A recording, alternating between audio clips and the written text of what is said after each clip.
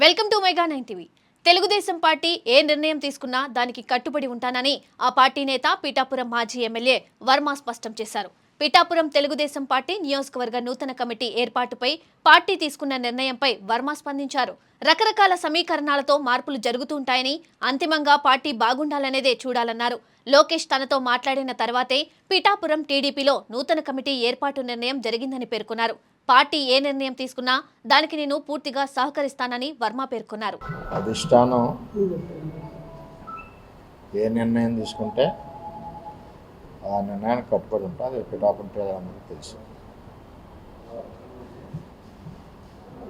నిర్ణయం పార్టీకి నిలబడాలన్నారు, మనం నిలబడ్డాం.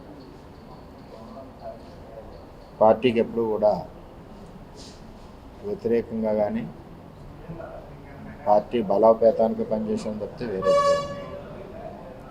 రెండవది, మీరు అడిగిన ప్రశ్నకి నేను ఆల్రెడీ మొన్న లోకేష్ గారిని కలిశాను.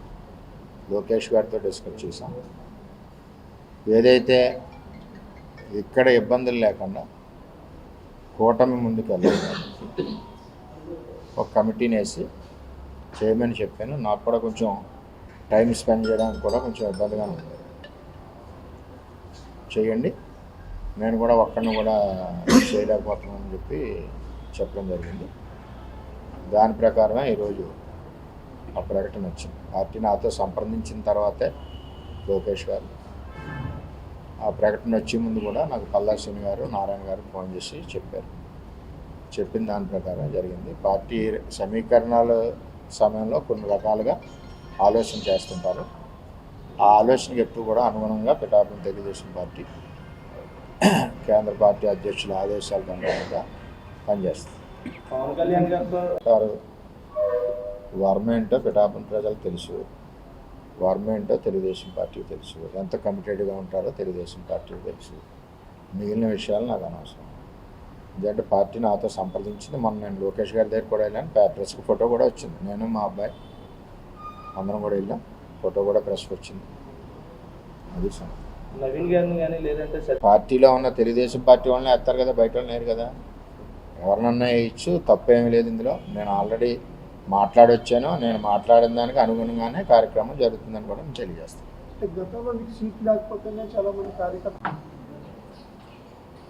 సీటు రాకపోవడం అన్నది కూటమిలో ఎవరికొవరికి నష్టం జరుగుతుంది. 20-30 సీట్లలో నష్టం ఎక్కడ జరిగినా అక్కడ ఉన్న పార్టీకి సపోర్ట్ చేయాలి, భరాయించాలి, పార్టీకి సపోర్ట్ చేసుకుని వెళ్ళాలి. ఎందుకంటే కూటమి జగన్మోహన్ రెడ్డి రాకూడదని ఆలోచనతో పనిచేసినప్పుడు కూటమి గెలుపు కోసం ఎవరొకరు త్యాగం చేయాలి, తప్పదు. ఓకే, పిఠాపురం అంతా తెలుగుదేశం పార్టీకి క్రమశిక్షణగా వాళ్ళు ఇచ్చిన ఆదేశాల ప్రకారం